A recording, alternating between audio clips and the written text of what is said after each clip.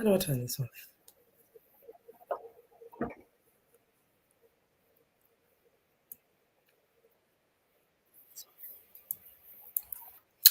Hi guys.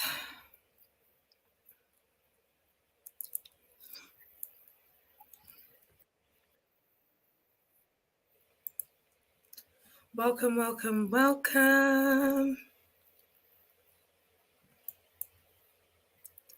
I am very new to. Hold on, I realize what I need to do here. I need to mute this, otherwise.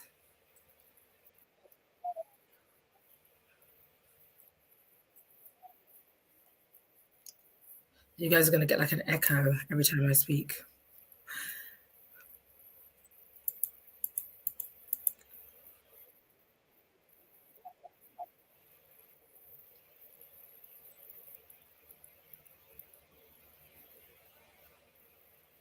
But yeah, as I was saying, I'm very new to this, to the world of streaming. I'm very new to the world of like being live. I haven't done anything live.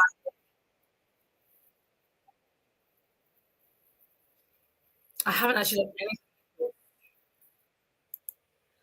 since like, I don't even know. Probably when we're like doing Instagram lives on when we're doing Instagram lives on YouTube, like on YouTube, when we're doing Instagram lives during the pandemic. Sorry, that's probably the last time I did like a live. So yeah, this is all very new territory to me. So bear with me. I am going to get myself comfortable, get everything I need up, and then give it a few minutes, and then we're going to start the show. I shared the link to this very late, so my apologies. I think that for those of you who are obviously going to be watching the recap, it's fine. But for those of you who are tuning in live, yeah, apologies, because I literally just sent the link to people. So I'm aware that not everyone will join us in the first half of the show. But either way, hi guys, it's your girl here, Ada B. If you don't already know, I am a singer, songwriter, a gospel singer and songwriter, I might add, and I'm also a talk show host and presenter. And this is my talk show, Talks with Ada B. It was originally on radio at Music of the Soul Radio, but Music of the Soul has moved on to merge with another radio station. And upon reflection, I just didn't feel like I was ready to make that kind of transition yet in the journey. And I really wanted to keep everything sort of in-house within Talks with Ada B.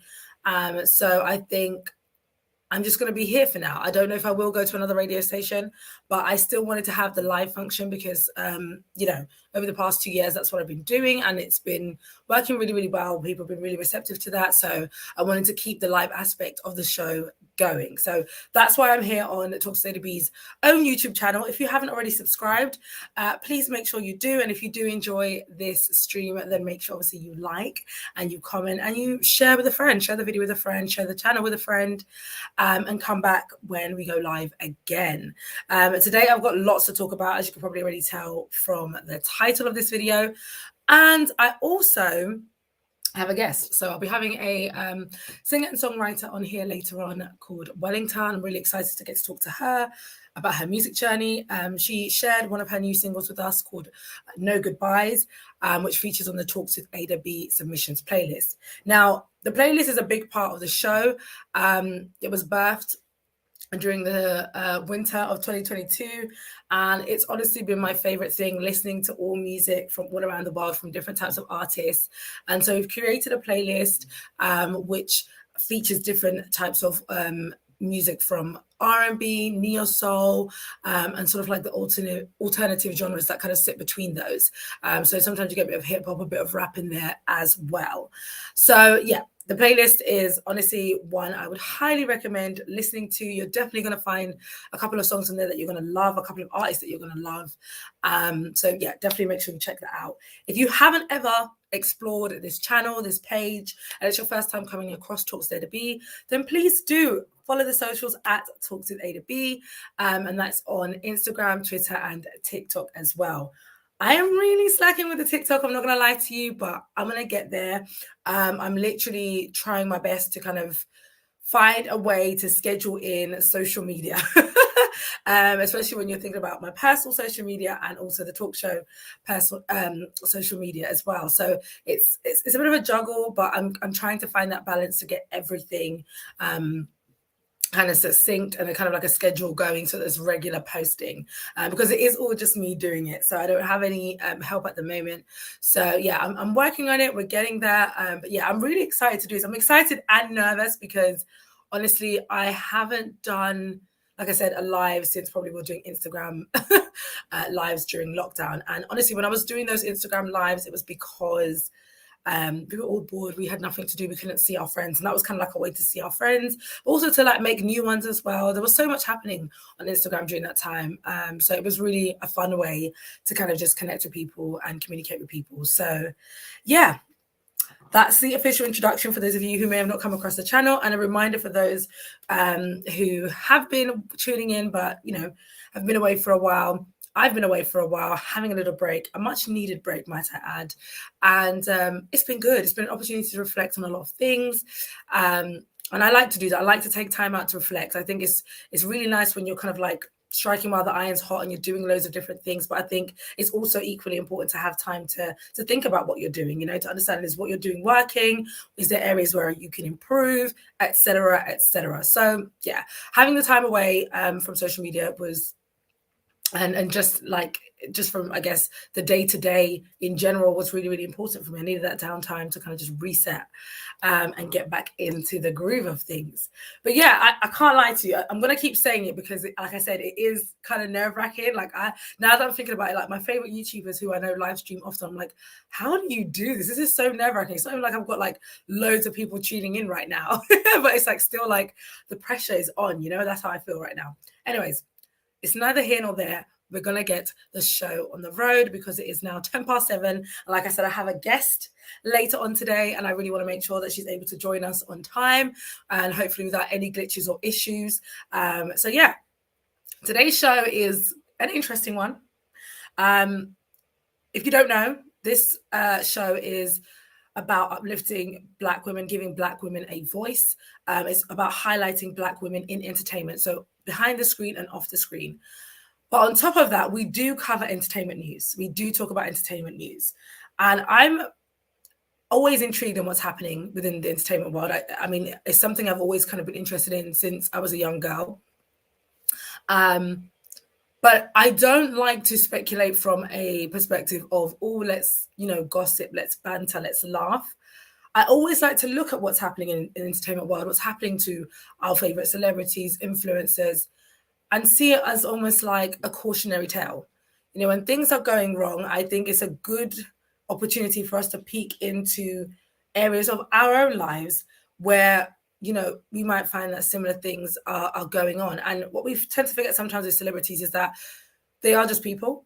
They are just normal people. A lot of them, you know, had probably humble beginnings like yourself, or probably, you know, just grew up around, you know, friends and families and just had this passion and, you know, happened to catch a lucky break. Well, I'll say lucky break just to kind of condense the message. But just had this lucky break and were able to kind of break through into this industry that puts them on this platform where now everybody, you know, is looking at them and is looking at them to be role models, leaders in their field, masters at their craft. And it's a lot of pressure. You know, a lot of people feel that pressure even just in their normal 9-to-5 jobs, let alone when your job is literally, you know, public facing 24/7. You don't really have privacy. And, you know, people say, oh, but that's, you know, they chose that life. That's the trade-off. And I'm like, I think we need to be careful when we say statements like that as well, because I don't think when you choose to be, I don't even like saying the word choose to be. I don't think when you become famous or are put on a platform because of your talent that you necessarily want people in your private life. I don't necessarily think those two are the same thing. Unfortunately, it does come with the territory, but I don't think that it's fair to say that they should just expect that and be okay with that. I think that's a massive transition. If you just think now, if you were just thrusted into fame, you know, how many of us would really be able to last a week? I think many people would just be like, I cannot do this anymore. You know, look at the dramas that start now in terms of people, you know, oh, actually, let me not go there yet. Because actually I want to talk about this in the stream. But the point being, I think we do kind of demonize celebrities a lot and influencers a lot, and we kind of expect them to just have this like shield on that, you know, means that they're able to just kind of repel and reject and ignore like all types of negativity. And I'm just like, no, like if you yourself are struggling just within you know, your family, your friendship group, your place of work, how much more when you've got hundreds of thousands of eyes on you, you know? So yeah, point being, I like to look at entertainment news as an opportunity for us to peek into our own lives, as an opportunity for us to peek into our own lives and be able to have a moment of reflection, have a moment to think, you know, where in our lives we might find those similarities. Are there things that we are doing that, you know, we could change, that we could improve on so we don't find ourselves in similar situations? Because, you know, one thing about the saying, it can never be me, is that life will surely make sure that at some point it will be you. So humility is always the best way forward, I'd say, you know, being humble, and also just having a little grace, you know, giving people a little bit of room to be human, make mistakes, etc. I think we do tend to pile on celebrities and influencers a lot and put a lot of responsibilities on their shoulders, but they're just people. And if you just remember that, I think the way in which you interact, even with, you know, the information you receive or hear about them, will be different, and probably even the way that you view and treat. It can also, you know, reflect on how you even view and treat people in your own life, you know, in your personal life. You know, I think we all have a tendency to be very, very judgmental. I think that's just our human nature. But I don't even think that there is a need. Sometimes I think there's a difference between obviously being like discernful, and being able to like judge character, and, you know, being aware of a situation, knowing, you know, when it's time to leave and things like that. But I think on a more superficial level, as human beings, we are very judgmental. So yeah, that's neither here nor there. I think my introduction to that will make more sense as I get into the topics of today. So cool. I'm going to kick it off with some politics. This is not a political show. This is not a show that really covers politics. We don't really get into the nitty-gritty of politics at all, to be honest with you. But I do think it's important to mention it, especially because in this day and age, it's important for us to understand what's happening. It's important to understand what's going on, because a lot of the changes that are happening, you know, if not affecting you now, will affect you later and may affect, you know, your children and generations to come. So I think it's always important to have an understanding of what's going on. So I really just highlight things, prompting and encouraging you to go off and actually do your own research. But we don't really go into this. We don't have like political debates and things of that nature. So if you're into that, this is not the platform for that, unfortunately. But yeah, I will obviously touch on it because, like I said, it's important to have those conversations. So in the United Kingdom, which is where I'm from, if you haven't picked up from my accent, I am from the UK. I'm from London specifically. And at the moment, we're gearing towards elections, and it was announced over the weekend that Starmer, who is the leader of the Labour Party, moved to block Jeremy Corbyn from running to be a Labour MP in the next election. And everyone was kind of like, Now, some people were surprised, some people weren't. I think there was very mixed reviews, mixed reactions to it. You know, back in 2020, Corbyn was, you know, suspended from the Labour Party.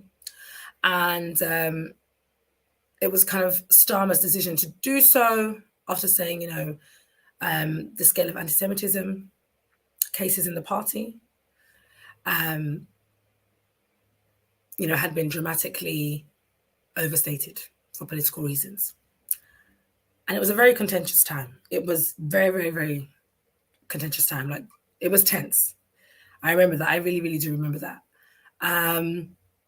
So fast forward to 2023, Starmer has been successful in getting Jeremy Corbyn out of here. So the National Executive Committee has backed Starmer's decision to block Jeremy Corbyn from running as a Labour MP in the next election. So there's rumours that there will be MPs that will be resigning as a result of that outcome. There is also some rumours, speculation that Jeremy Corbyn will be running independently and is believed to have quite a significant amount of support, especially within Islington North, which he has represented since 1983. So it'll be interesting to see what that develops into in the coming months. If you're interested in that, go and do your research. I've just stated some facts there. And like I said, this isn't a political show, so we're not going to get deep. And I know how YouTube is about politics, so I'm not involved. This isn't that kind of show. But like I said, it's important to have an understanding of what's going on. So go and do your research. Go do your homework. Go find out more. Don't just take my word for it. Definitely don't take my word for it. That's one of the things I always say. Like, when I report on this stuff, when I share this stuff, do go and do your own research. Don't just rely on what I'm saying. Go and actually find out for yourself, and make sure that you're up to date on what's going on. So we'll move on from political news. That's really only relevant to people in the UK, specifically in England, in London. So yeah, if you're somebody who's in general just like interested in political news, then obviously you can go and do more research on that.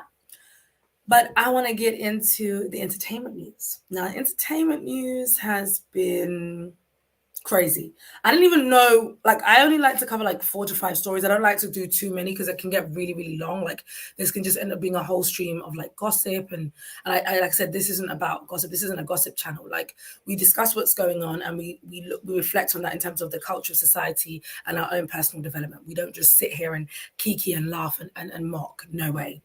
I'm going to start with, I guess, the more recent news of Creed 3 actor Jonathan Major. It's so weird. He was accused over the weekend of, let me even just read it verbatim. Like, I was really shocked by this. I'm not going to lie to you. Like, I was really taken aback. So Jonathan Majors was accused of and arrested on strangulation, assault, and harassment charges on Saturday, the 25th of March. Just a few days prior to this, everyone was on the timeline discussing his attractiveness level.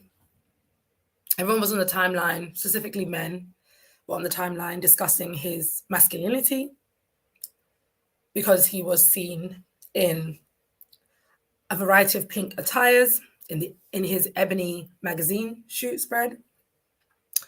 He was also being praised for his comments on masculinity during his NPR interview.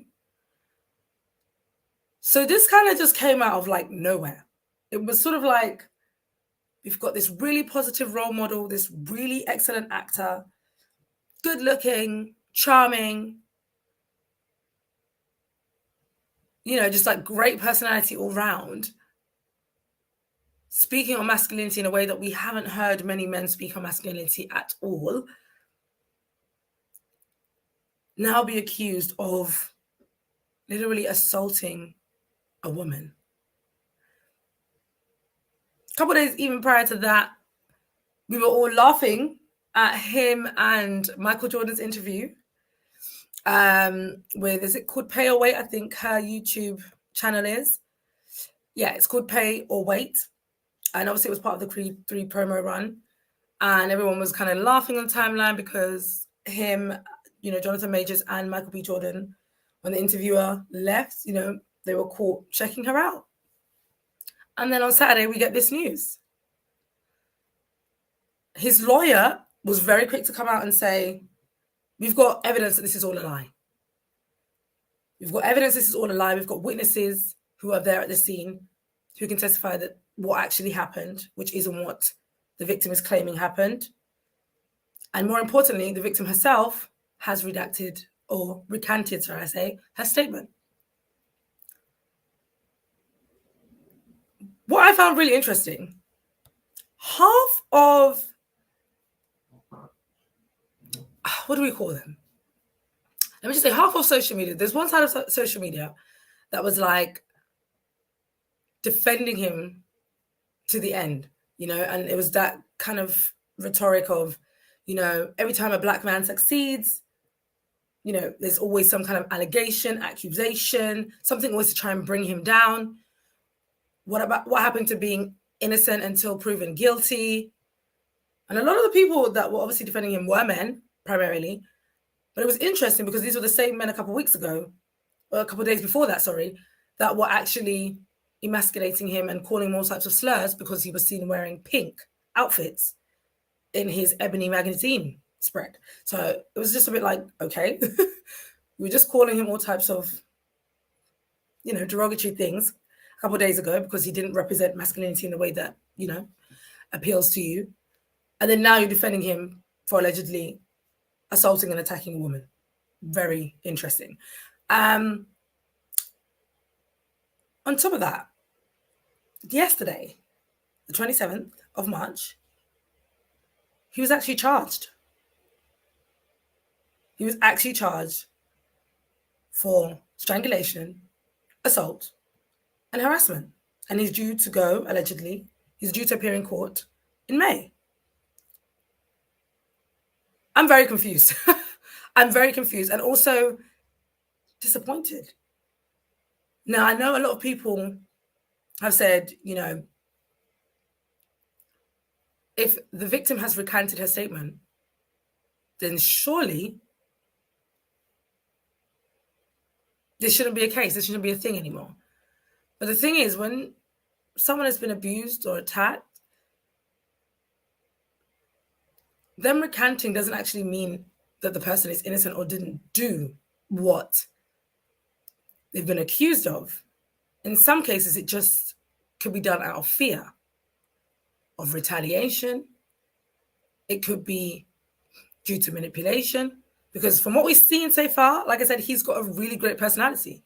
He comes off so well in interviews. Like, I don't know if that's media training or if that's just his personality. Like, he comes off really, really well. Like, you enjoy listening to him.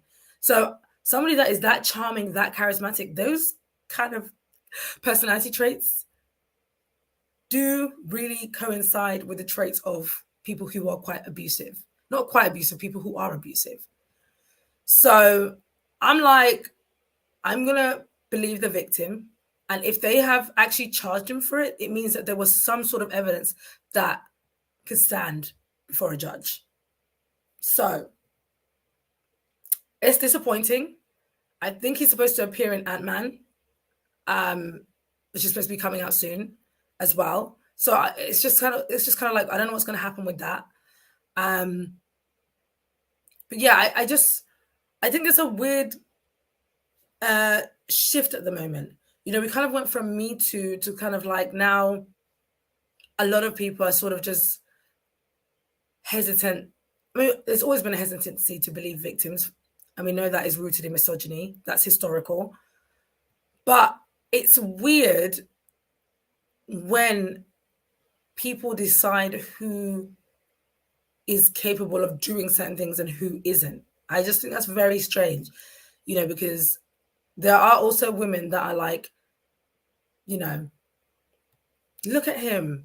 Look at the way he speaks. Look at how he presents himself. Why would he need to do that? Oh, he's so attractive. Why would he need to do that kind of thing to a woman? She probably was just she was probably a groupie, or she was probably this, and it's just like,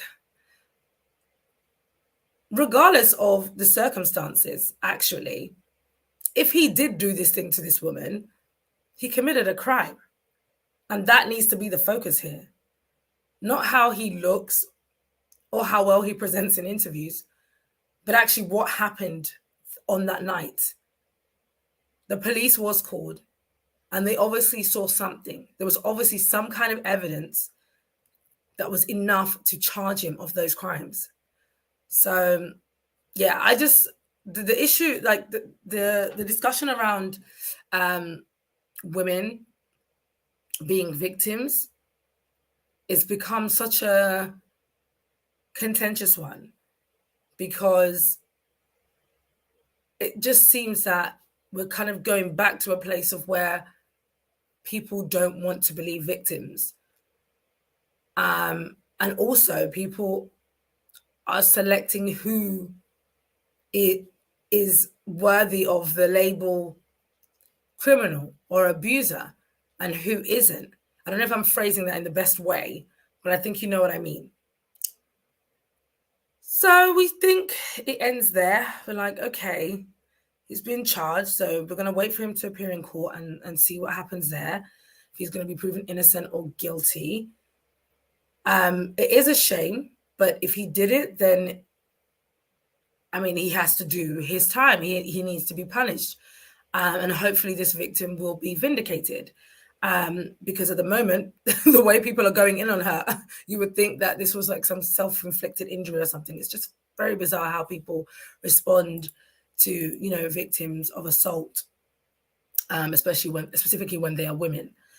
Because we don't see people doubting or questioning when men come out in the same way that when we see when women come out and say that they're victims. So I always find that very interesting. Then we move along to the more recent discussion of Noel Clarke, who seems to have been quite firmly making a return. And I say that because obviously I saw people getting onto these emails on Twitter. But what I found really interesting was that I don't think most people actually watched the interview. Nor do I think that anybody actually went on to, or even realized that, I think before he even appeared on ZT Meals, he was on another podcast called Winners Talking. I think that's what it's called. Yeah, Winners Talking podcast. My first question in my mind was like, why now? Why has he appeared now? It's been 2 years. We haven't really had anything from him since that Guardian newspaper dropped. And I also found it very interesting that it was only the Guardian that really ran with this story. Everybody else sort of just kind of cited and quoted the Guardian, but I didn't see anybody else really doing their own investigative research into the claims being made against him. So I was very curious to know why after 2 years is Noel Clarke back on the scene. But I also found it interesting that everybody went to ran to drag ZZ Mills, but never realized that he was also featured on another podcast. Nobody really mentioned that podcast. And that podcast does have quite a lot of following. So it's not like they don't have an audience or a fan base. They have people that are clearly tuning in and watching. They've got a lot of subscribers as well. But nobody came for them. Everybody came for ZT Mills. So that was also interesting as well. But I'm very curious to know why now. Why is Noel Clarke suddenly emerging now? Why is he in our face now? Noel Clarke is responsible for some of, I would say, one of the first really popular, relatable British films, Black British films of my generation. Because before that, before Kid Out Hood, the Kid Out Hood trilogy, the Kid Out Hood series, I had never seen anything like it, really. I hadn't. That was the first of its kind to me, and it was amazing. Many of us even went to rewatch that in our older years because you just wanted to relive that memory of watching it for the first time. It was great. Equally funny, educational, a little bit of a thrill to it, and overall just really good storytelling and writing. So he's gone on to do way more things than that. He's very accomplished. And on the evening he won his BAFTA award, this Guardian article appears.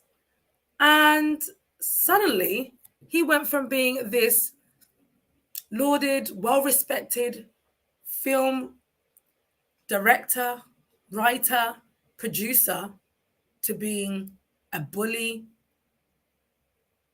and a sexual predator within 24 hours. 20 women came out to say that he had bullied them, harassed them. And it was just sort of like, huh? Oh, this is crazy. So within that same 24 hours, BAFTA took that award away, said you are not involved in the BAFTA committee anymore. Deuces. And pretty much the rest of the industry said the same. Deuces. And that just blew my mind. And again, I was so disappointed. I was like, why? Like, why? But we never really got a why. It sort of just happened. He was wiped off our faces.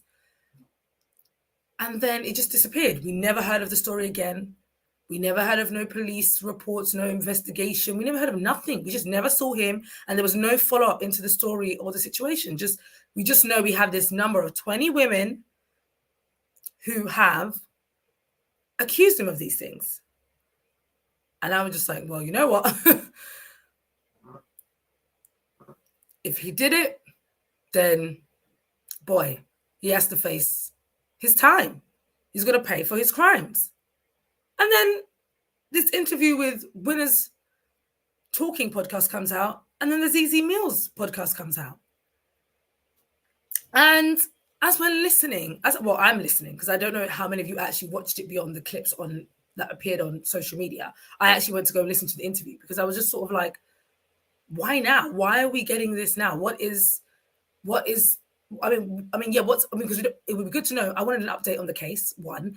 2, why are we giving him platforms? Why are we having conversations with somebody that's alleged to be this bully and predator? Why are we having this conversation with somebody that's accused of doing these things? So I'm like, okay, watch the interview. And there was 2 things I picked up from that interview. 1, he's actually never, according to him, been interrogated, interviewed by the police, other than the time that he actually went into the police to hand himself in. They've never actually spoken to him or followed up on anything. Interesting. But he is pursuing legal action against The Guardian. 2, ZZ Mills asked him a question, which I thought was an interesting question to ask. She asked him, are you likable? And he said no. And the conversation from there kind of went on to be about the perception of Black people in media. When you're not this lively, bubbly, jubbly person all the time, you're immediately stereotyped and casted as somebody who is hard to work with, unapproachable, unfriendly, etc., etc. And I think many of us who are Black content creators or just Black people in general can relate to that to some extent. I think we can. I think we can all say maybe at some point, people have just completely read us wrong. And I think it's always exaggerated when you are Black. So on one hand, I could kind of see, could it be that he just had some odd encounters with people? And because he isn't this jolly-go-lucky Black guy that's always jumping around and, doing weird and goofy things and appeasing to people, they've decided not to like him, and then on top of that have misinterpreted maybe interactions or conversations as being what they're not. Maybe finding him intimidating, maybe a bit controlling. Could it be? He goes on to explain a set of scenarios, but he also does admit to actually saying some comments. So he mentioned the fact that, once he had told a girl that he liked her bum, and she told him off, and he apologized, and he didn't do it again. And the other side of that conversation was, if you do that every single time to a new person, does that make you what they're accusing you of? Because if you did it to one person and they didn't like it, surely you just know, I don't do that again to women, period. But if you still go on to do it, then technically what they're accusing you of is true. I'm not saying personally that interview that he did with ZZ Mills or the interview he did with the Winners Talking podcast in any way vindicates him, even though technically the police themselves have not actually followed this up, despite the fact there being 20 women who have come out and said this. However, what I will say is, it is interesting who we are prepared to give those labels to. Because with Jonathan Majors, like I just mentioned, nobody wants to cancel him. And the men who were even mocking him the day before have all now come to his defense. But Noel Clarke, get him out of here. I'm just saying, if we are wanting to see justice for victims of crimes, then we can't be picking and choosing. We need to have the same stance across the board. We can't say this person is innocent and this person is guilty. Based on what? Because you like how this one looks more than you like this one? Because, oh, there's just something about them. Well, this one looks like a deviant anyways, so that's a very slippery slope. We need facts, we need evidence, and we need justice. We don't need preferences. We don't need opinions. We need justice for victims of crimes of sexual assault, of harassment, of abuse. It's already a difficult process as it is, without people throwing in weird curveballs that have nothing to do with nothing. I am very disappointed to hear that the police haven't done anything. And some people are now using that to question the merit of the claims against him, which I can understand on the one hand, but on the other hand, I'm like, in the work I do, trust me, this is a very normal thing. This is a very normal thing. It takes a lot to get police to actually investigate crimes of a sexual nature. I'm gonna park that there. Definitely go watch the interview for yourself, and make up your own mind, make up your own judgment. But I think at the end of the day, ask yourself the questions I've just been asking. What makes one less guilty than the other? If they've both committed those crimes, do you know what I mean? Like, I don't understand. I personally don't like the discourse around sexual assault and abuse, because it always goes back to what do people look like and how people feel about that person, when that's got nothing to do with the situation at hand. I'm gonna move on, chat. I'm gonna move on, because those are two very heavy topics, but I think I want to throw that. I want to have that conversation. I want to throw those questions out there, because I'm just curious to understand how we understand what it means to actually get justice for victims of these types of crimes. So now that I've kind of talked your ear off a little bit, we've got a little serious. I really want to get into. I really want to get into Blac Chyna. I really want to get into Blac Chyna, child, because Blac Chyna. She has really surprised all of us, I think. I think she's really surprised all of us. Hold on one second. Sorry, I just want to save this right here. Okay, cool. I really want to get into Blac Chyna because she has surprised all of us. Now, I'm just going to read this comment here from somebody who's tuned into the live. Got a comment here which says to leave Noel Clarke alone. He is innocent. Again, everyone's entitled to make their own opinions. That's not a problem, but I'm allowed to discuss the situation, which is what I've done. And I haven't actually given you my actual thoughts on the situation in terms of my actual opinion on it. I've just thrown some questions out there to consider. So consider those questions, and yeah, we'll leave it at that. But yeah, I really want to get into Blac Chyna because, like I said, she's just surprised all of us. Like, she has really just taken us all by surprise in terms of her decision to become a Christian.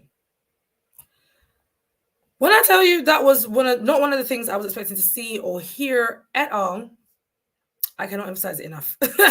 I cannot emphasize it enough. I was not expecting her to say that she was going to become a Christian. Like, that was like, it just didn't even cross my mind. Never in a million years would I thought Blac Chyna will come around and do this whole 360 with her life. Like, she is really on this kind of press run talking about her rebrand, the separation of Blac Chyna and Angela White. Angela White is her actual name, her birth name, and obviously Blac Chyna is the name, her brand is what she's describing it as. And she's gone and removed all of her fillers, her butt injections. She's gone and removed the tattoo of Baphomet that she had on her backside, which to this day, I'm just like, why would you ever in your life get something that represents so much evil and something so dark? Like, it's just crazy. I don't even think you have to be religious to just know that that is just like something you just don't do. Like, that is crazy. But whatever she was obviously going through and wherever she was, she's obviously seen the light, and she now sees that, you know, what she was doing was wrong. So I'm happy for her. I'm really happy that she's been able to share this journey, because I think it's important for people to be able to see. And I hope that she gives herself the grace and the opportunity to really grow in her faith. You know, nothing is overnight. It's not going to happen like this. Like, and I've heard in a few of the interviews that she's been on, she was an interview with Forbes.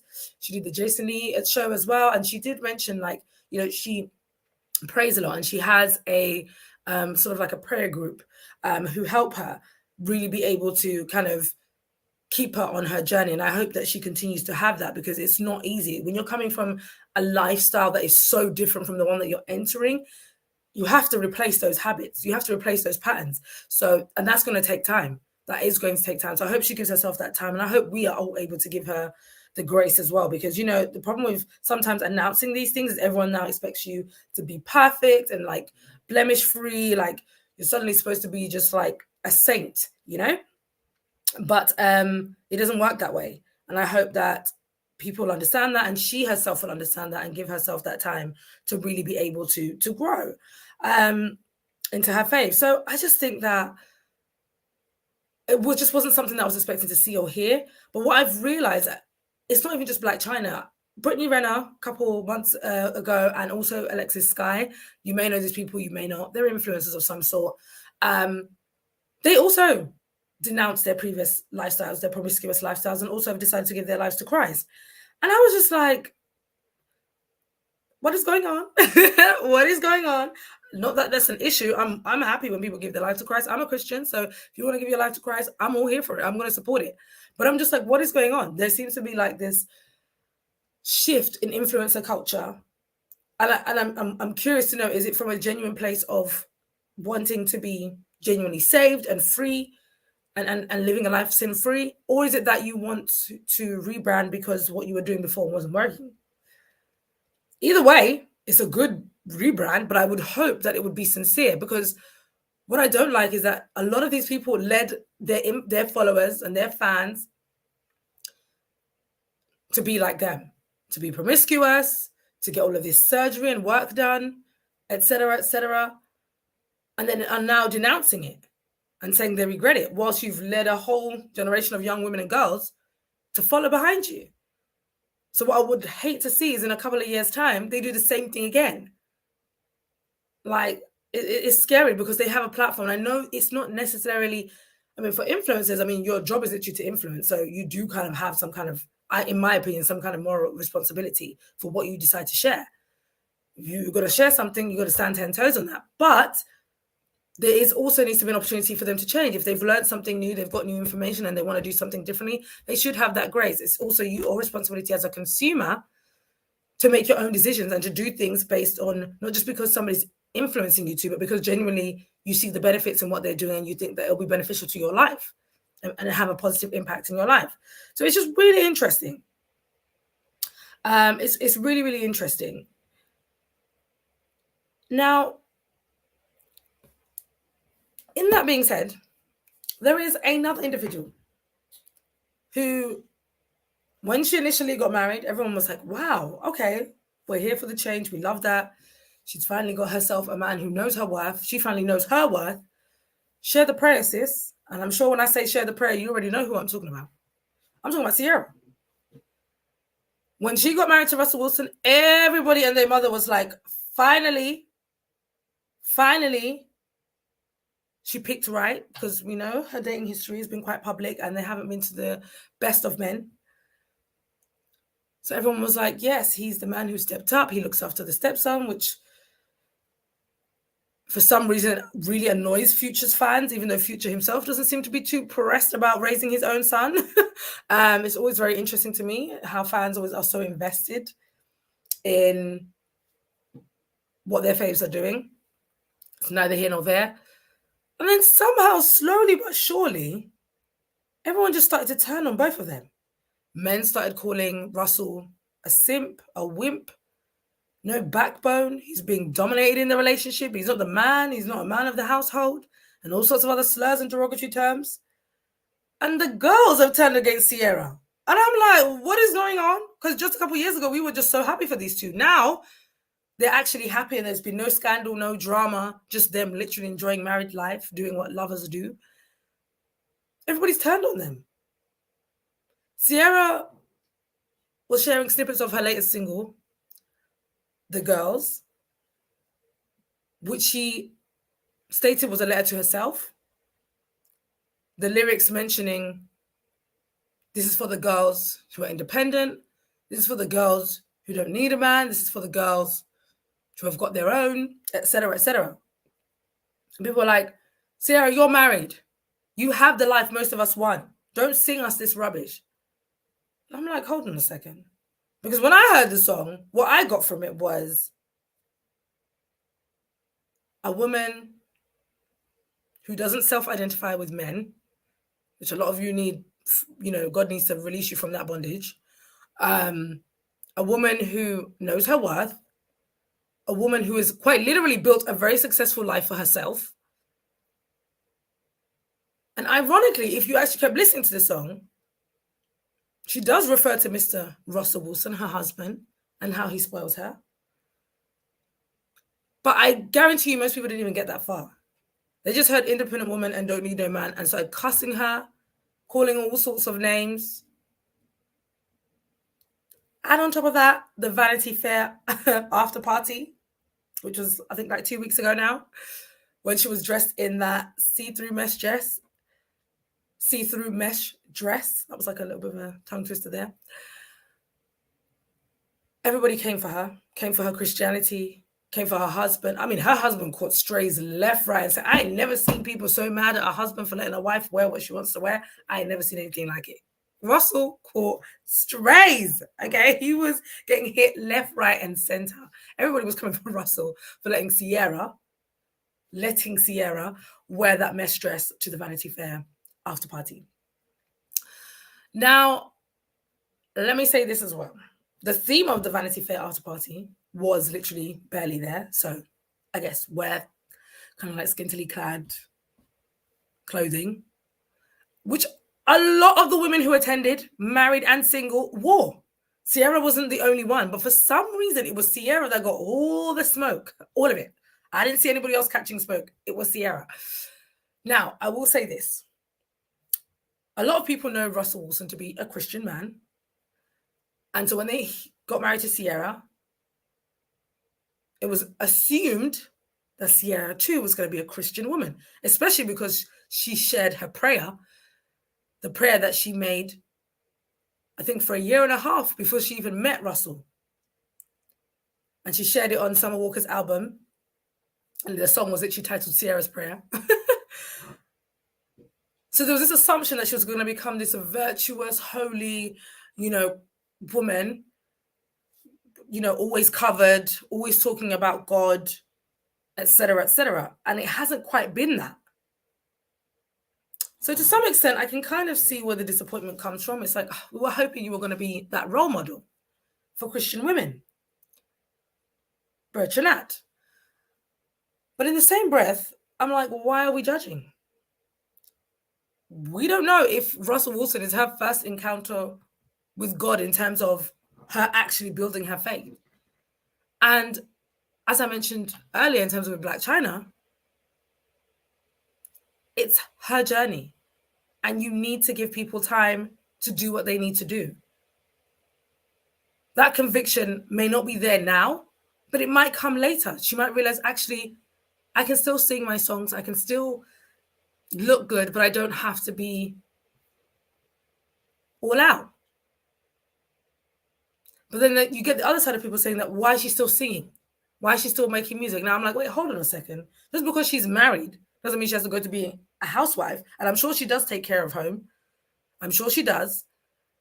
But she doesn't have to give up her career because she's married. Like, oh, if I was Ciara, I would just be a housewife. I would just let Russell spoil me. I'll never work a day again in my life. Sis, guess what? You're not Ciara. And you never will be. No shade. You never will be Ciara. That's not going to be your life. And that's okay. That is absolutely okay. But that is her life. And she's going to do what she needs to do. And I'm not even saying this as a fan. I'm just saying this as a person watching another person live her life. Like, let her do her. And if she gets that conviction, I hope that she would do what she needs to do in order to feel that she is on the right journey with God. We are not the ones to be able to dictate that. Even if you are a believer, you can't dictate what her journey should look like. The best way I always look at these things is, where were you when God found you? Because a lot of you were doing way worse than whatever Ciara is doing right now, if we're being honest. A lot of you were on demon time, okay? So don't worry about Ciara. You worry about you, okay?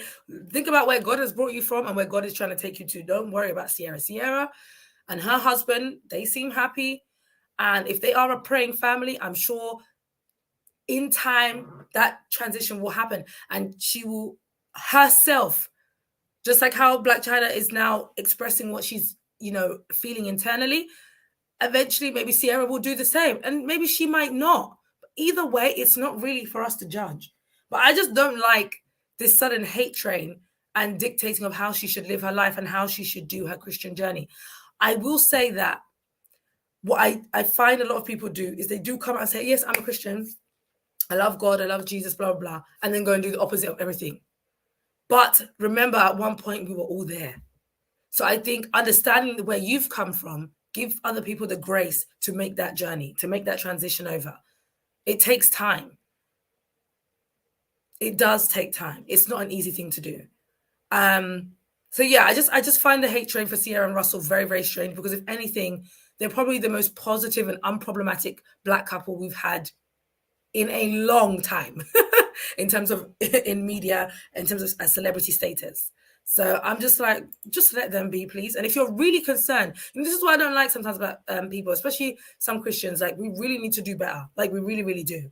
Like, if you're really concerned about someone's well-being, you're really concerned about someone's journey in faith, pray for them. If you're so worried about Ciara and the influence she has, pray for her. Prayers go a long way. Pray for her. Don't just sit up online and start talking and saying and doing the opposite of what a Christian is supposed to be doing. Having no compassion, no empathy, showing no love. What kind of a Christian are you? Like, there's so many scriptures that talk about this, that talk about judging as a Christian. And I'm saying as a Christian because there are people that are upset within the faith that she has declared herself a Christian, is married to a Christian man, and doesn't seem to be following a Christian lifestyle. Are you following a Christian lifestyle when you get online and start berating her and her husband? Ask yourself that. Anyways, child. So we've talked about a lot today. We have talked about a lot. This is a very different format for me. So like I said, it's a bit scary. I ain't gonna lie to you. I'm sure I've caught my tongue a couple of times on here already. But more importantly, I mentioned to you guys that I have a guest. I have a guest coming on, and I'm really, really excited to have her on here today. This is the first time I've ever done live streaming on YouTube, so it's very different from radio. I'm not gonna lie to you, because you guys are literally seeing me as I'm trying to like navigate all the screens and blah blah blah. But yeah, I am really excited to have this guest on. She is called Wellingta. She is a UK-based R&B singer and songwriter. She shared her single No Goodbyes with me a couple weeks ago via the Talks ADB submissions playlist, and it does feature on there right now. So if you haven't actually checked out the Talks ADB submissions playlist, make sure you do. I'm going to have it in the description box once this stream ends, so you can definitely go and check that out. Go and give it a listen. You're definitely going to find artists in there that you love. So yeah, I love getting those artists on here. It's always great to have a conversation with them to kind of understand their creative process and also get their thoughts. They're part of the industry, so it's important to see what they think about what's going on. How do they feel about the industry as it is today? So what I'm going to try and do now is I'm just going to give Wellingta a bit of a buzz, make sure that she's okay to join the live. And once we know that she's free to join the live, then she's going to join the live and we're going to get into this show. But yeah, I have covered everything today. So if you haven't, you've joined the show late, hi, welcome. My name is ADB and welcome to the Talks ADB show. But this will be posted to YouTube as it is. So literally right after this, you can head back to the beginning and you can listen to the show from the beginning.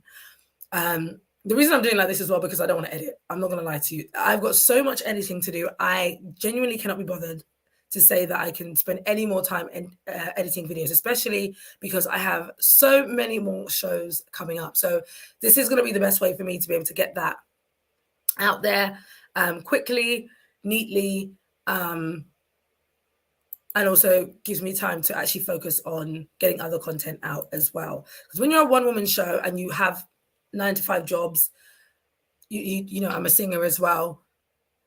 It's a lot. I'm only one person. It's hard to manage my time in that way. So yeah, let me just double check with Wellingta.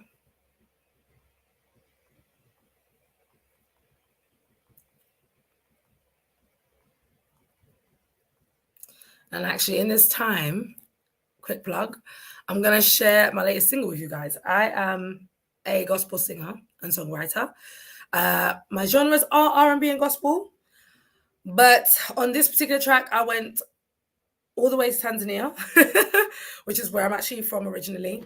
And I did something a little different. I decided to speak in Swahili. I decided to make a gospel song in Swahili. I decided to make a gospel song talking about the journey that God has me on right now, where he's taken me from, and, you know, the beauty in seeing God's love when you're in really tough circumstances. It's also a bit of a vibe. It's got a music video as well, which is on YouTube. But yeah, I am going to share my screen and I am going to play this single for you. It's called Mungu ni Mwema, which means God is good in Swahili. Swahili is the native language of Tanzania. Although others like to claim it as their own, it is a Tanzanian language that is very commonly used across East Africa and other parts of the world, actually. So yeah, let me present. Ooh, this is so fun.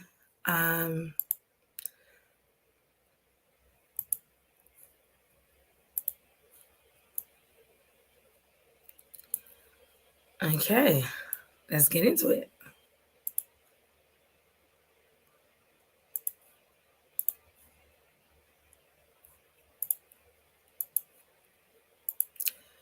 Cool.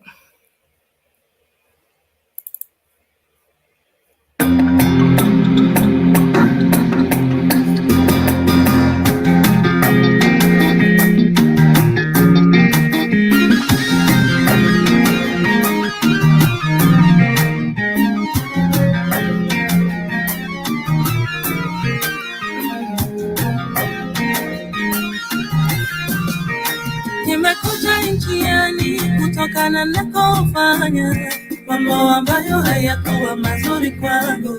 Mungu alinipata nikiwa sina tumaini, hakuna mwelekeo ya umakini, lakini alinipenda sana. Alifanya njia ili mimi nipate uwepo wake. na akafanya siku mpya siwezi kutaka kuacha. Alifanya njia ili mimi nipate uwepo wake, na akafanya siku mpya siwezi kutaka kuacha. Kwa hiyo naitaimba, Mungu wangu ni mwema kwangu, Mungu ni mwema kwangu, Mungu wangu ni mwaminifu, Mungu ni mwaminifu. Kwa hiyo nitaimba, leo nitaimba.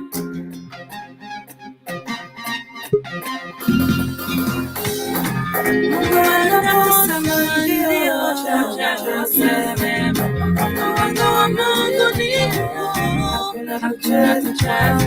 upendo kutoka Mfalme. Mpango wa Mungu ni mkubwa zaidi kuliko tunafikiri. Alifanya ili nipate uwepo wake, na akafanya siku mpya siwezi kutaka kuacha. Alifanya ili mimi nipate uwepo wake, na akafanya siku mpya siwezi kutaka kuacha. Kwa hiyo naitaimba, Mungu wangu ni mwema kwangu, Mungu ni mwema kwangu, Mungu wangu ni mwaminifu, Mungu ni mwaminifu. Kwa hiyo nitaimba, nitaimba.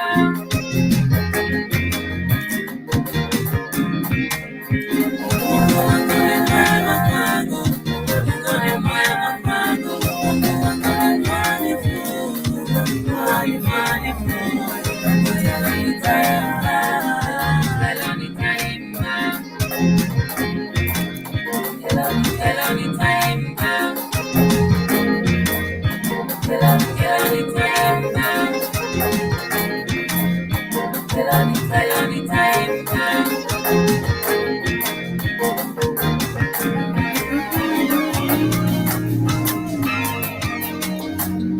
All right. So yeah, that was my latest single, Mungu ni Mwema. I hope you guys enjoyed that. That is, yeah, my latest single, Mungu ni Mwema. It's a Tanzanian single. So yeah, go stream that, go check that out, all of that good stuff. But yeah, I have spoken to you guys for so long now. It's literally been an hour. And it feels weird because I haven't done this in a while. But I am really happy that my guest has been able to join us here today. And I really want to get into the interview so that we can give her the full hour, really get to talk to her, get to find out about her music. Guys, without further ado, let's introduce Wellingta. Hi. Hey, how are you? I'm fine, thanks. And you? Good, thank you. So good to meet you. Yeah, it's very nice. I'm happy it finally worked out. I had some issues to log in, but yeah. I had no worries. I was just hoping that, I was wondering if anything is going wrong, this is the best time for me to try and find you while I play the music. Okay. But no, I'm glad you were able to join the live. What have you been up to today? How's your day been? My day has been pretty good. I mean, it's been very rainy in London, so I've not been doing that much. Just went to the mall today. And nice. Hope you had it too. Yeah, I mean, it was a busy day. I was working, but it was fine. Can't complain. I definitely avoided the rain. So I can't complain about that. Yeah. But awesome. So it's really good to have you on here. Is Wellingta your actual name? Is that your birth name, or is that just your artist name? That's actually my art and my birth name.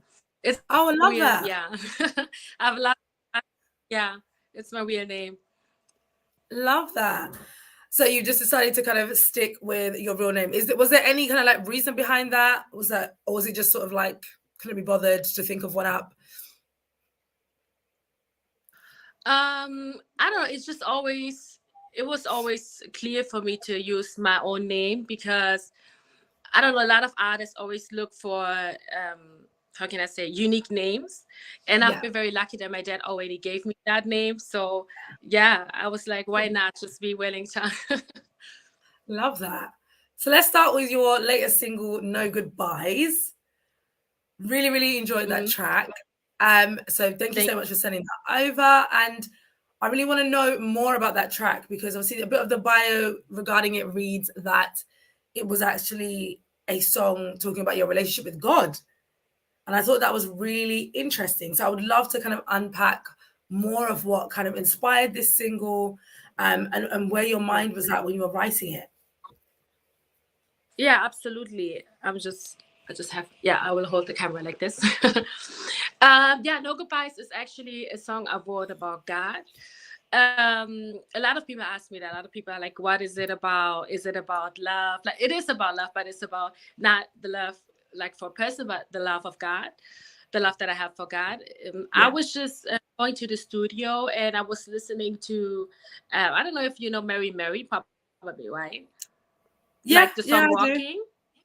Yeah, it's a Yeah, beautiful, fun song, I you could love say, that song. right? Yeah. Yeah, it's very, and I always wanted to do something. I always wanted to do something like a song worshiping God, like just because I'm a Christian and I believe very much in God, and it's God is very important in my life. And just as I don't know, is I just always had this calling that I really wanted to do a song, singing Yeah. about God. So I went to the studio and I told my producer about it, Hmm. and yeah, the good thing is he got it right away. It was like, yeah, let's do this. Why not? And I wanted Love. something 90s inspired. I'm a 90s girl. I was born in the 90s. So I grew up with like my parents listening to a lot of like 90s hip hop. So this era very inspired me a lot. So I decided that I wanted to do like yeah, a beat, a song that has this 90s influence. So Hmm. yeah, that's how No Goodbyes really came about. I love that. Thank you. That's so awesome. I love that. And I like songs like that, you know, like when you listen to it. Yeah. And you know what? Like you said, some people are like, oh, are you talking about like love in a relationship or like what, you know, what kind of love are you referring to? But I love the fact that actually the song itself refers to just love. Yeah. And I think that sometimes when we listen to music, you want it to, obviously everyone wants it to relate to their specific situation, to what they're going through or what they're feeling. And I love when songs can offer that. And I think No Goodbyes definitely can.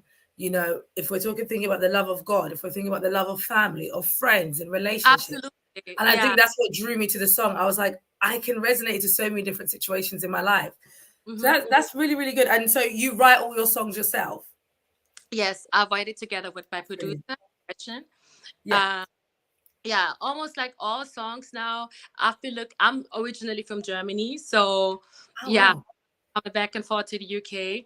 And Yeah. while in Germany, I was always looking for a producer that understood me, which was Mm. very hard, I feel, Yeah. because to me, Germany is more like the electro scene, and not my Oh wow. pop, like the sound that I wanted. I couldn't find it in Berlin, so but I could Wow. find it in London. So yeah, for many years I've been coming back and forth, and then Yeah. I don't even know how, but somehow I got in touch with my producer, and we met, and yeah, we've been working ever since. It's been That's I really think good. 4 years now, 5 years, Yeah. and every song I do, like my last three singles, were all done with him. We're a team. We do the from the beat to the songwriting. We do everything together. So yeah, I'm very grateful Amazing. for him because he's very talented. Yeah. And yeah, he just did. I don't know if you know, but he did like the Stormzy's album. Yeah, he Oh, did. So amazing. yeah, and the song Wow. that came out as well. So yeah, he's very talented, and Amazing. I'm glad that I found him. That's, I mean, yeah, that's a wonderful connection to have.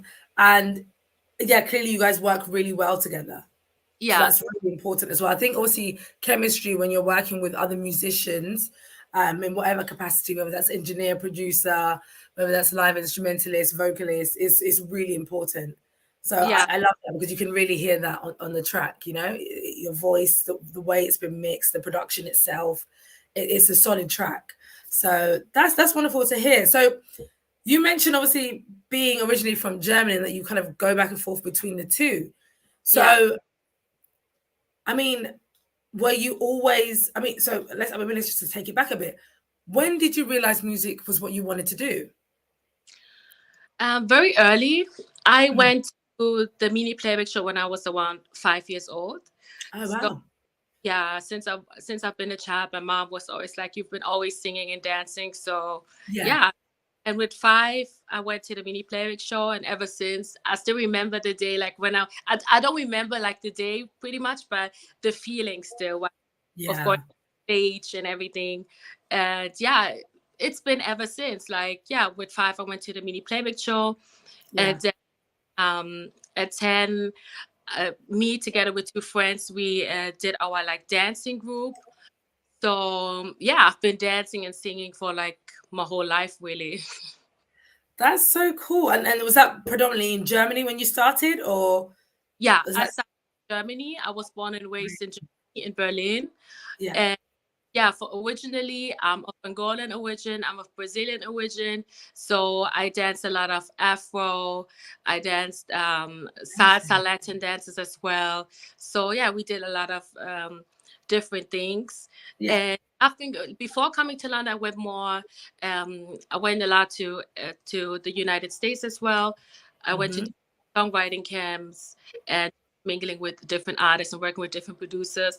And then somehow I came to London. I think because of I was working with an artist in LA, and she happened to be in London, so she invited me to London, and that's where I went to a songwriting session where I met another producer in London who introduced me to like other producers as well. So yeah, it's all been That's very cool. yeah. That's really, really cool. Yeah, but ever since, like from the vibe and everything, I'm so happy. Like I love London. I'm always here, and people are like, "Did you move here? Like how you doing in London? London is pretty." Yeah, I mean Germany is very multicultural as well. Berlin, my city where I'm from, but over here it's like you have more the Caribbean influence. You have more like the influence. So yeah, I love it. Just That's the so weather, interesting. annoying sometimes. Say again, sorry. Just the weather is the only thing. It's too much Oh rain. yeah. Trust me. Oh my god, Yeah. this weather. We're in March. It's supposed to be in spring, and we're still pouring with rain. It was snowing just 2 weeks ago. Like, Yeah, London weather is crazy. I know it's crazy, but yeah. Other than that, the vibes. There's always something happening in London. Yeah, that is true. That is true. I mean, I feel like with the creative space in London, yeah, you can never be bored. There's always an event on. There's always somewhere you can go. There's always something you can join. Yeah. So yeah, I guess that move, you bouncing back and forth does make sense, and I think it's a great opportunity for you to be able to have that option to be able to do so. But I am now really curious about the music scene in Germany, because do you know what's so funny? I can't lie, when you come from somewhere like London and you've lived here your whole life, you kind of live in a bubble. Like sometimes you forget there's other places outside of London and outside of the UK that actually has a music scene. So I'm really curious now, like what would you say? I mean, you mentioned in the beginning that in Germany it's more like you said, is it electro, did you say? Or was it dance you said? Yeah, the electro music, the dancing scene is very big in Germany. Yeah. So, but of course we have hip hop as well, right? We have like, I think you heard of one artist that we have. Oh, sorry, you're breaking up. He's pretty big, like in the hip hop. Sorry, you were cutting out. I didn't hear the artist. Luciano. Maybe you heard of him. Like he's pretty, big in Germany. Yeah, it sounds familiar. So we do have, like, we definitely have talent. We have so much talent in Berlin as well. And it's a very international city with a lot of people. And we have a lot of like people from the UK there too. And now it's like, what are you doing here? But I think it really depends on what you are, right? I mean, to me, I'm always there. So to me, exciting. For you, probably it would be the opposite, because like Berlin would be something new for you. So all, I think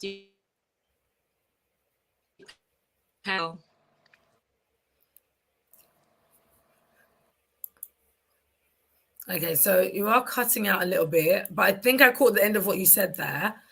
So you're basically mentioning that the scene in Berlin, it is alive, it is well. There are artists out there who are very talented, and there are some UK artists out there as well.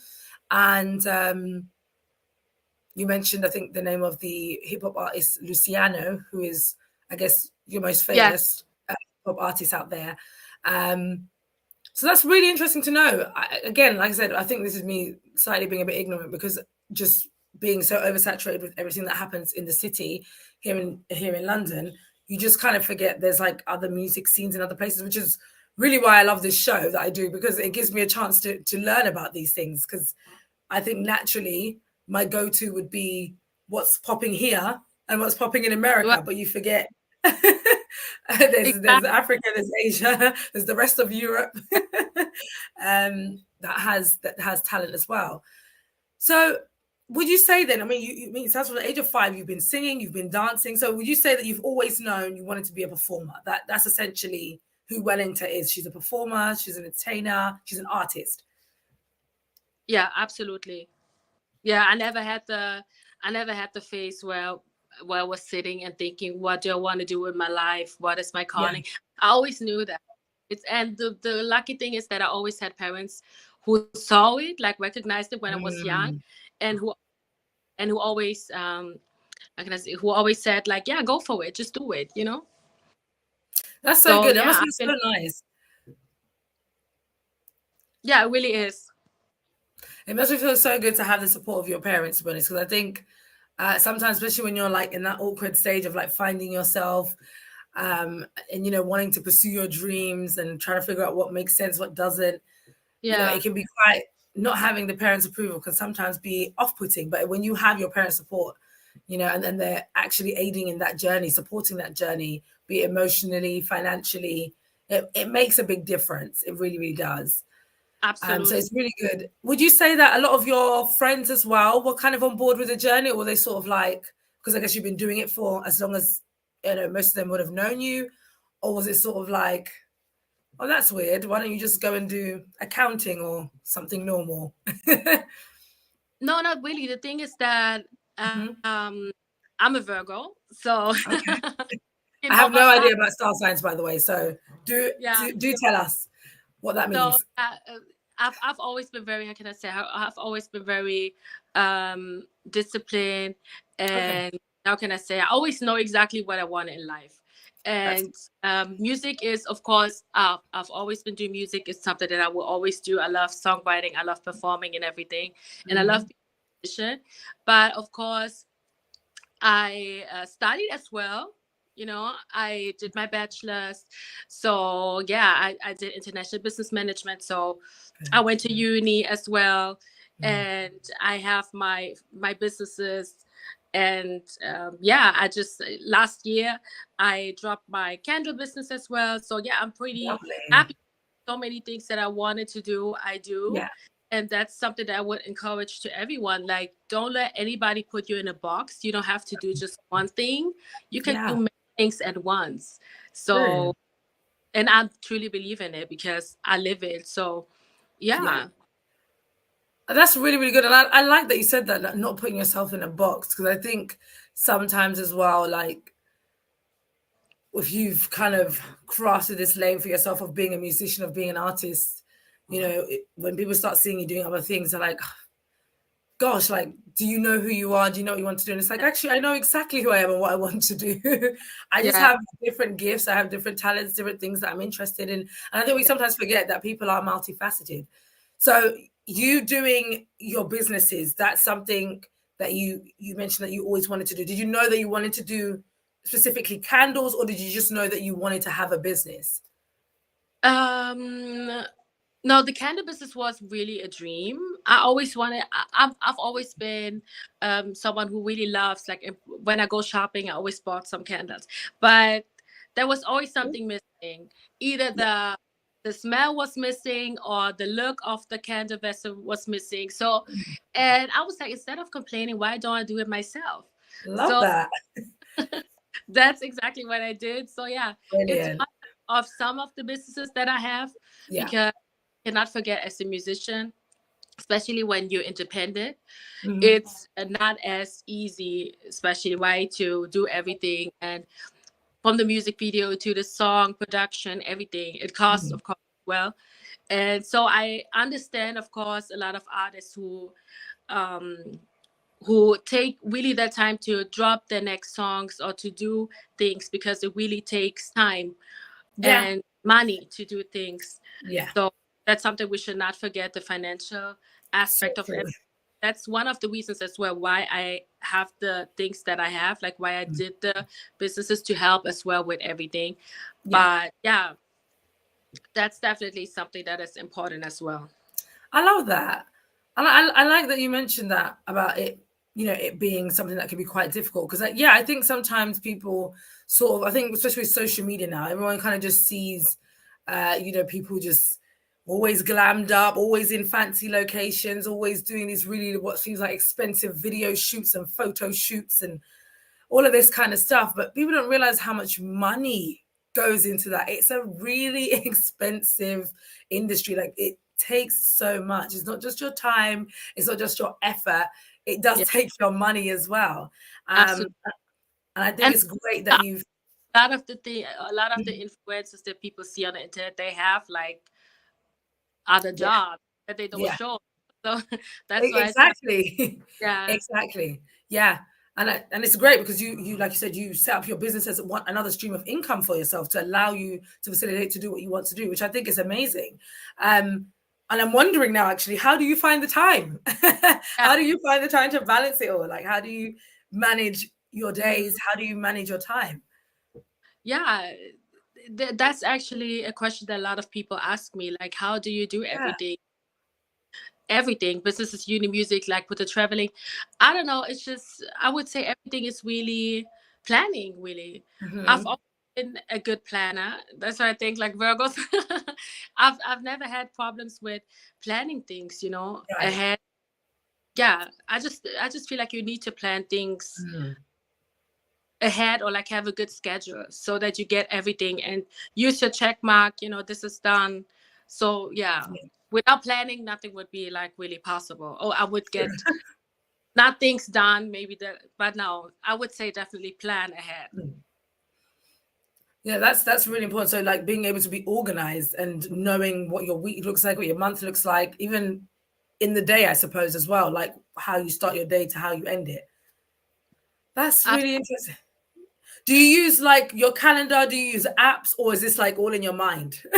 Are you just planning in your mind? Do you write things down? No, definitely writing down. I use my phone. I use my calendar. I book as a calendar as well. Like, I'm very planned out, really. That's good. That is good. I think more, especially creatives, because I think because a lot of it is you actually having to orchestrate and organize your own time. I think it can get very easy to just kind of bounce along and not actually get what you need to done. But planning is a big one. Is definitely a big one. So music, candle business, a performer, all round. Is there anything else that Wellingta does that maybe you don't necessarily show on social media, but you're really good at and you probably really enjoy doing? Do you have like other talents or other hobbies that you really enjoy? Yeah, like I said before, I used to be a dancer, like full-time dancer. Put it like more in the background when our dance group, when everybody went their ways, people grow up, and after 10 years, people had other interests. So, but I'm starting to do that more, because next to singing, like dancing is really my passion. So I sing, I dance, definitely. And another thing that people I don't know. I mentor young people as well. Oh, amazing. Yeah, and but it's more like with uni, uni related. But it's something that I'm definitely looking for in the future, definitely to to just like to give back as well, to work. Maybe I'm in contact, like I got in contact with a school in Africa, to be specific, with Ghana. It's a school in Ghana, and they have girls' school, so they got in touch with me, and we're just figuring everything out. So that's something that I definitely want to do more in the future, like projects, giving back, especially like with America. It's very nice. Oh, that's awesome. That's so good. And I think, giving back is really important as well. Like, I think sometimes we forget the youth and their importance in the socioeconomic system, and giving back to them is always going to be rewarding. One, being able to see them achieve and being able to kind of get through certain phases or stages in their life, but also to see what that means in terms of them contributing back into society. So, yeah, I think that's brilliant. I think that's so good. And it's good to know that, because again, going back to my comment before, sometimes people forget that people are multifaceted. So just because you love to sing and songwrite, it doesn't mean that it ends there. You're a whole being, you're a whole person, and there's different dimensions, different layers to you. So exactly. I always like these conversations to show that, for people to see you, the person, as well as the artist. Because I do find that for me personally, like the more I learn about certain artists, sometimes the more I can even understand or resonate with their music, and the more kind of plugged in I am to their journey, because I'm like, yeah, I get that, or I understand that. Oh, that's interesting. I'm learning something new. So yeah. I think it's awesome that you can extend yourself in those ways. Absolutely. And I feel like, I don't know, a lot of people, I get it a lot. Like when people see me, they'll be like shocked, like, what? You're so normal. I don't know why. Like people don't really, maybe it's because I don't speak that much, even on like my Instagram and stuff, but that's something that I really want to do more as well, you know, for people to get to know me better. So I think, hey, I'm a real person. I have a voice, and yeah, you can speak to me. I get it though. Do you find social media quite like what is your experience with social media? Do you enjoy using it? Do you mind using it, or are you sort of like, you know, I'll just get on there when I have to? What is your relationship like with social media? My relationship with social media is, I would say, it's pretty good, because now I found the balance. Back in to do like YouTube, like makeup tutorials and stuff, and I feel like I was putting myself out there too much, and it was getting to a point where I was just on the internet. The following was growing and growing and growing, and for me personally, I felt like it was getting a little bit too much. I went out with friends, and the first thing I was doing is taking out the phone, and I was thinking about vlogging, you know, like starting to vlog my life and stuff. But then I decided, no, I just decided to take a step back, because it was getting a little bit too much. So right now I feel like I have the perfect balance, because I post whatever I need to post, but I still post some things that are like private. And I feel like this is what people even like to see, you know. It makes it even more interesting, because you're not out there. So there's always something, like they're always asking, you know, what's going on and stuff. So, yeah. Like for me personally, but of course there are people who love to be on the internet, who every day friends who are influencers. So I understand, you know, if you really like it, if you really like doing it, if it's your passion, why not? But to me, I love my privacy very much, and I don't like to be too much out there, you know? Yeah. I mean, I think to me that makes the most sense. I'm very similar in the way that I post as well. Like, I don't like being on social media 24/7. I'm not really running to share my business on social media. So I definitely do. And I think, to be honest, I find it a little bit weird. I mean, again, there are people that, you know, influencers and things like that, like they do have, and celebrities as well, because they have campaigns, and so that sometimes they have to constantly be, you know, doing something or putting something out if they've got a project coming up and things like that. So I get there's different levels to it, and there's different pressures and things like that. But I think there's a difference between sharing your work and sharing your personal life. And I think we're in a stage of social media now where everyone wants to share everything about everything. And I'm sometimes like, whoa, I don't know if I needed to know that. I don't know if I needed to see that. I don't know. Personally, I don't know if I could ever get with that. But again, I guess people are free to use social media how they please. But yeah, I'm always curious with artists whether they feel like they have to kind of meet that demand, or whether they've kind of found a way to give the audience what they want without doing too much and putting themselves in an uncomfortable position. So I'm glad that you said what you said. I guess I'm curious to know your thoughts a bit about, you know, kind of what's been happening in entertainment. There's been so many things going on in entertainment news, and I don't know how much you are interested in kind of like celebrity news and entertainment news in general. But I don't know if you've noticed this conversation about AI technology being introduced into music creation. And there was a tweet that went viral literally the other day of an AI tool literally creating a song from scratch. And the song sounded exactly like a Kanye West song, even though Kanye West had not touched that beat, had not rapped on that beat, doesn't even know the song exists. But this AI was able to create that. I'm just curious to know if you have any thoughts or opinion about, the advancement of technology and it being used in music in this way. Because for a while as well, people are complaining about auto-tune. People are saying now, anybody can be an artist because you just need to slap on auto-tune and everybody can sing. But then now we've taken it to another level where we've got AI, which can make the whole song without a physical human being being present. Which I find bizarre personally. But yeah, just curious to know your thoughts, if any.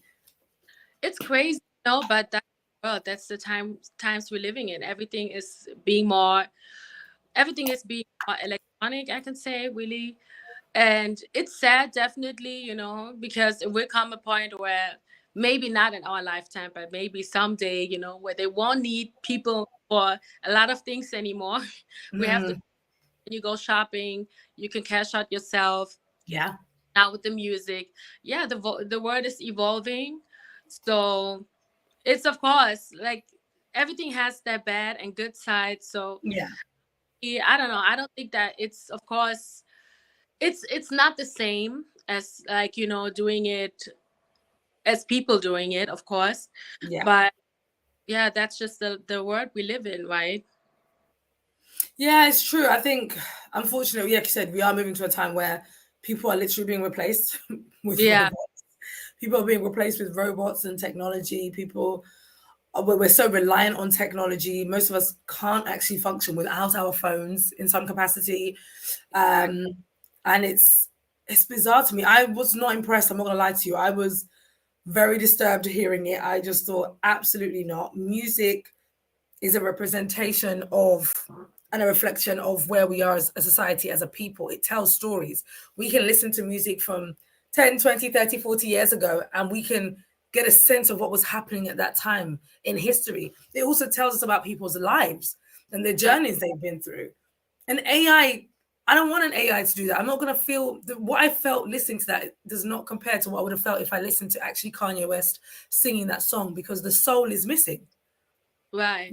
Music is of the soul. Literally, it is a song of the soul. It tells a story of the souls within that time period, within that person's life.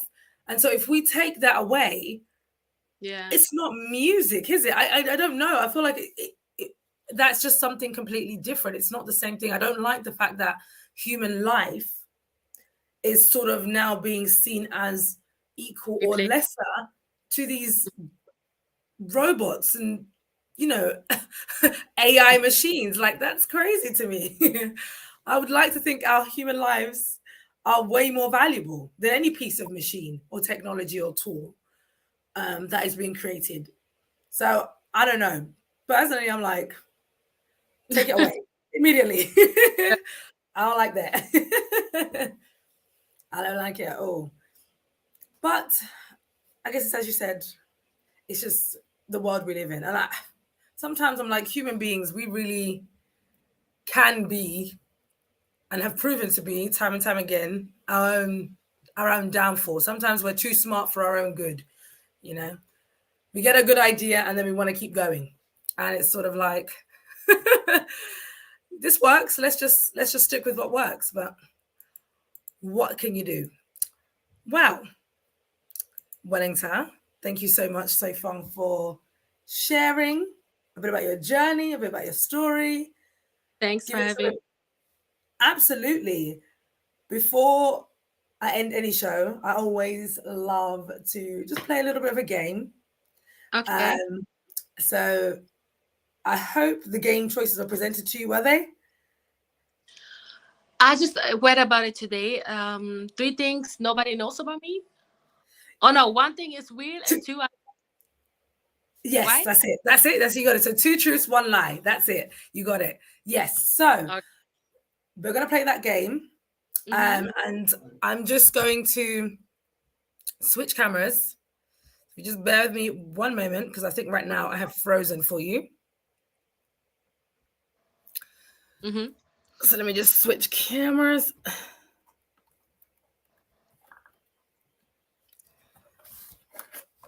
And I'm assuming you probably already thought of the 2 truths and 1 lie. Yeah. Cool. So this should be good.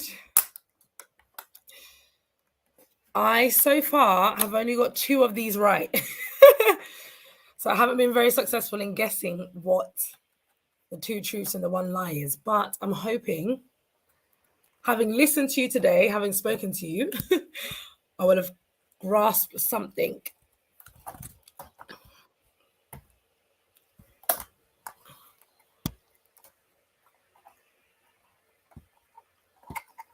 Okay. That's the thing when you're a one-woman show. You are the production team. You are the sound engineer. I'm hoping to just have 2 stands soon. Just ordered one off Amazon. And then I won't have to switch this way. Oh, there we go. Problem.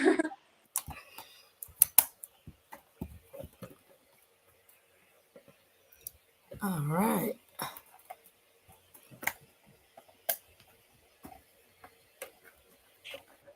Okay.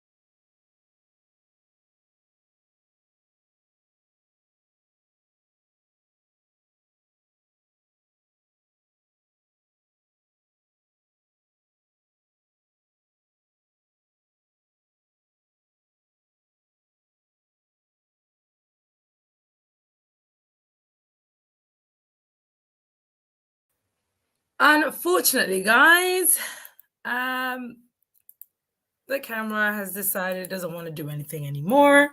Oh. So I can hear you. I hope you can hear me too. I can still hear you. Yes, I can. Okay. Sorry to those of you who are waiting. It was not meant to be that long of a wait at all. It was just meant to be a switch off camera, and it just said no. So there's nothing I can do about that. Okay. I'm trying to switch on my camera, but it's not working right now. So I don't know for why. you as well. No, my camera is not working now, but I don't know why. I just switch it off. Like I'm trying to switch it on now, but it's not working. Oh my gosh. Maybe I'm not quite sure if it's StreamYard or if it's just technology. Oh, you know what? It's because we're bad mouthing technology. So it was like probably right. It was, I'm going to show you. Oh my goodness. So lesson learned, don't badmouth technology when using technology because it will stop working. But yeah, I'm so sorry about that because obviously it does mean we can't film this last bit as you would just cut it. Okay? Oh no, we are live right now, right? Yeah, we are still live. Okay. Yes, I'm really sorry about that. So what I would say is, if you don't mind, and if it's not too much of an ask, if we can end this live here, and if you feel like it this evening or another day, we can play the game. It's a 10-minute game. If you feel like it, we don't have to. But you can let me know how you feel about that. But yeah, if we can end the live here, I think that would be good. Just because neither of our cameras are working, and so I would rather end it with everything we've already managed to do. I'm glad we managed to get through the interview. That's the main thing. Right. Yeah, let me know how you feel separately about doing the game, and then we can take it from there. Is that all right? Yeah, that would be no problem. Thank you so much for your understanding and patience. I really appreciate that. No problem at all. Thank you so much for joining the show. I really appreciate you being here. Thank you. Thanks for the invite. And it was very much, I had a lot of fun, and it was great speaking to you. Likewise. Thank you so much. Take care, guys. Thank you. Bye. Bye.